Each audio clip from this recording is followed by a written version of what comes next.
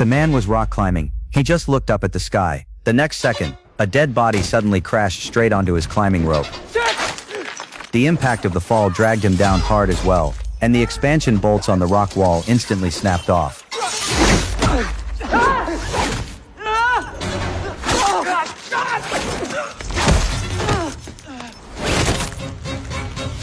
Luckily, the screws his partner had fixed at the top were strong enough, so a bigger tragedy was avoided. The three of them were hanging in mid-air, 100 meters above the ground like skewered candied hawthorn. They barely managed to survive. Fortunately, this was a national forest park. After receiving the emergency call, the rescue team arrived quickly and pulled the two climbers to safety. The female body was handed over to Detective Kyle from the Criminal Investigation Unit. Kyle rushed to the scene on horseback as soon as he got the report. The moment he arrived, he could not help but praise the rescue team. All traces in the forest had been completely destroyed by the rescuers.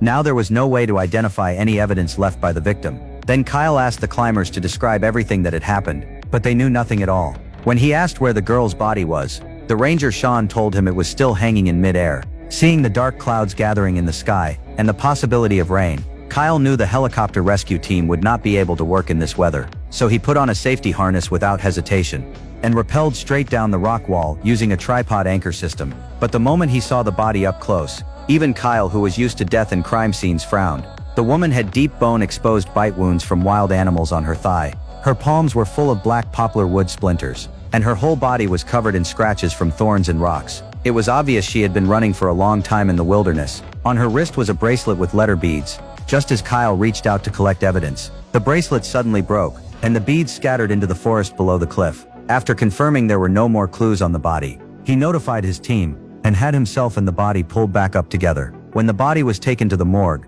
the initial autopsy results from the medical examiner made the case even more confusing. There was an X-shaped tattoo on the victim's wrist inlaid with gold. The craftsmanship was refined and expensive. It clearly showed she came from a wealthy family, but she was wearing shoes that were clearly one size too small. Her toes were badly damaged and almost unrecognizable, meaning she often wore ill-fitting shoes and may have even run barefoot for a long distance in the wilderness. Even more strange, she had no phone, no wallet, no identification documents at all, not even fingerprints or DNA matching any database. In 3 days since the incident, there was not a single missing person report in the entire jurisdiction that matched her.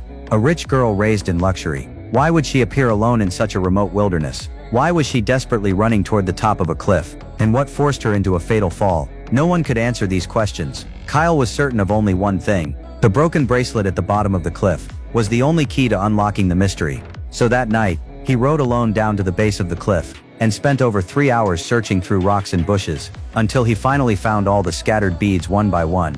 The next morning, he threw a saddle to his assistant and prepared to track the victim's footprints from the mountaintop downward to fully reconstruct her final escape route.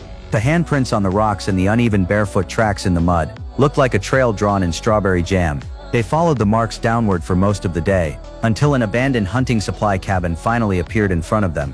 When they pushed the door open, there was indeed a rope soaked in red residue on the floor. It was clearly used by the girl to wrap her thigh wound and stop the bleeding. Strange carved symbols were also left on the cabin walls, twisted and bizarre. No one could understand their meaning. Kyle simply took photos of them, planning to have someone analyze them later. Ellie was confused. Why would a girl with such severe injuries not stay and hide longer in the cabin? Just as she was about to open the door to the inner room, Kyle reacted instantly and fired 2 shots at the door. The deafening gunshots scared off a black bear inside. Ellie broke out in a cold sweat. Without Kyle, she would have already become the bear's snack. After leaving the cabin, they continued searching downhill. Soon they found the girl's lost shoes by the roadside, and several sets of wolf tracks scattered nearby. Based on the evidence, at least 3 wolves had been chasing her all the way. A few hundred meters further, a darker patch of red residue suddenly appeared on the trail. Kyle crouched down to examine it, and a smooth scrape mark on the rock beside it caught his attention. Realizing something, he pulled out his knife and dug into a nearby tree trunk. A deformed rifle bullet was pried out from the wood. The medical examiner's re-examination quickly confirmed his suspicion. The bullet had precisely pierced the girl's thigh, but after exiting the wound, the injury had been torn open again by wolf bites. The 2 sets of traces overlapped, which is why the first autopsy missed the abnormality. The truth flipped instantly. This was not an accident fall from a cliff, nor a simple animal attack. Someone had shot at her while chasing her, but behind her was a pack of wolves, and in front of her was a sheer cliff. In this dead-end situation, she was forced step by step into jumping off the cliff. The case was upgraded from accident to homicide, but all leads were completely cut off. Until Kyle's wife came to visit. She casually picked up the bracelet and rearranged the letter beads. A familiar word suddenly appeared. Kyle's mind exploded with realization. He quickly rushed to the storage cabinet. It was the name of a summer hiking camp from 15 years ago. Back then, every participant received the same bracelet. The camp was later shut down after a series of bear attacks in the forest. Kyle realized this might be the key clue to identifying the victim. So the next day he went to Ellie. But Ellie felt the hope was slim. It was all from 15 years ago, and participants often exchanged bracelets with each other. It would be almost impossible to trace anything now. Kyle's newly sparked hope was extinguished again. His head felt like it was splitting open. To clear his mind, that night he lay on the grass with his son watching meteors in the sky. Unexpectedly, a native ranger came to find him and gave Kyle a fish. To Kyle, the meteors looked beautiful, but to the ranger they carried a different meaning entirely. The death has come again to my people's lands. Their bodies will fall like the stars. The ranger's words were just like the girl who fell from the cliff.